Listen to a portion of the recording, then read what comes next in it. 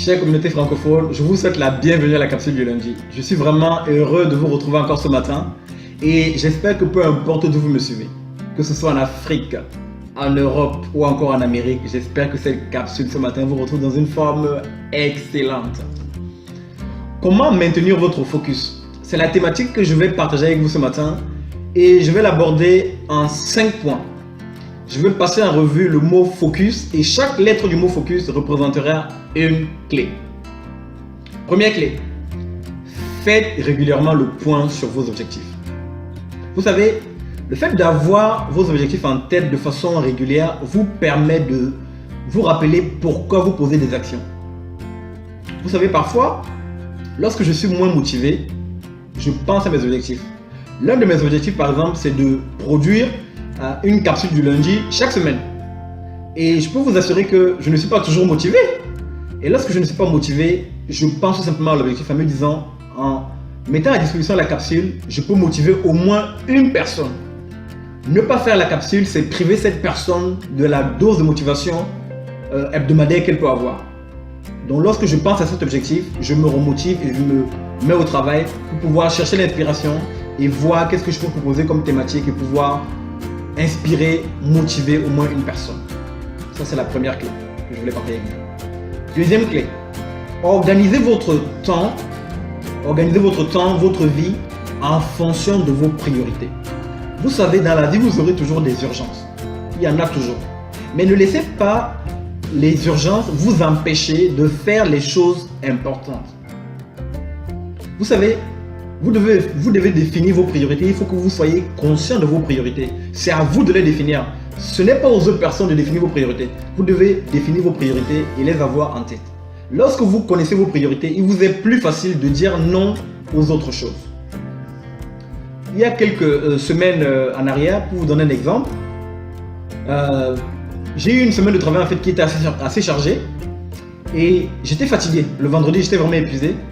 Et ma priorité à ce moment-là, c'était de me reposer. J'avais un rendez-vous le samedi. Qu'est-ce que j'ai fait? J'ai simplement reporté le rendez-vous. J'ai reporté le rendez-vous parce que ma priorité était de me reposer. Alors peut-être que ce rendez-vous était important ou prioritaire pour la personne que je devais rencontrer, mais j'estimais qu'il était prioritaire pour moi de me reposer, de me ressourcer, afin d'être disponible et en forme pour cette personne. Donc il m'a paru important de reporter ce rendez-vous à une autre date. L'importance des priorités. Deuxième clé. Nous passons à présent à la troisième clé. La troisième clé, c'est d'apprendre à vous concentrer sur une tâche à la fois. Vous savez, vous ne pouvez pas être concentré en faisant plusieurs choses en même temps. Ce n'est pas possible.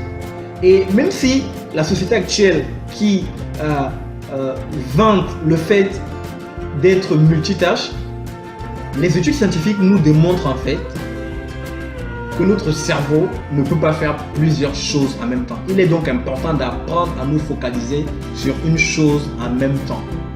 Et c'est comment je fais simplement lorsque j'ai besoin de me concentrer. Si je suis par exemple à la maison et que je suis en train de travailler, j'éteins la télévision parce que j'ai besoin de me concentrer. Parfois je mets mon téléphone en silence et parfois je le mets simplement dans ma chambre, comme ça je n'ai pas accès et je suis sûr pendant ce moment-là de travailler de façon productive. Là, nous venons de voir la troisième clé. Quatrième clé.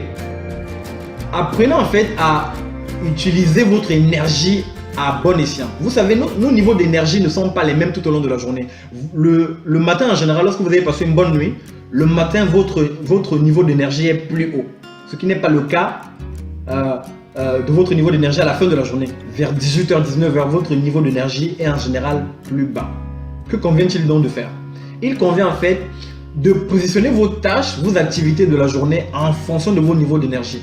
Le matin, par exemple, lorsque votre niveau d'énergie est plus haut, privilégiez en fait des activités qui demandent votre attention, des activités où vous avez besoin de mobiliser vos capacités de réflexion, vos capacités d'analyse.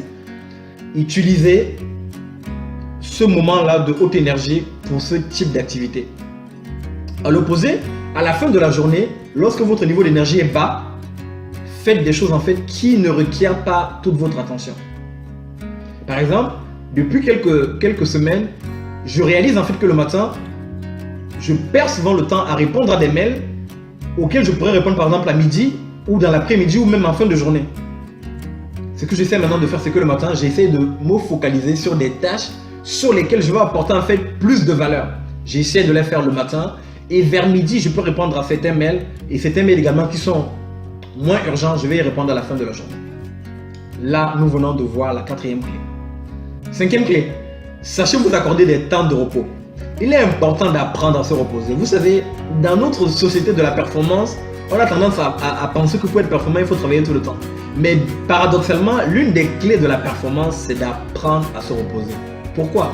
Simplement parce que lorsque vous vous reposez, vous rechargez vos batteries. Vous régénérez vos capacités.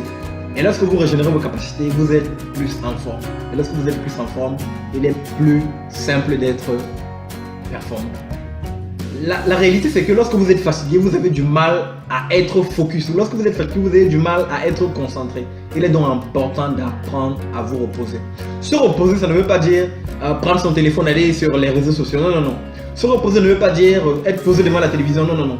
Se reposer, c'est changer d'environnement. Se reposer, c'est par exemple aller dormir une petite heure,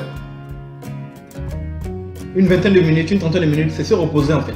Vous dormez. Se reposer, c'est par exemple aller changer d'air en faisant une petite promenade dans un parc. C'est ça en fait, se reposer. C'est faire des actions qui vont vous couper de ce que vous faites de façon quotidienne. C'est ça, se reposer.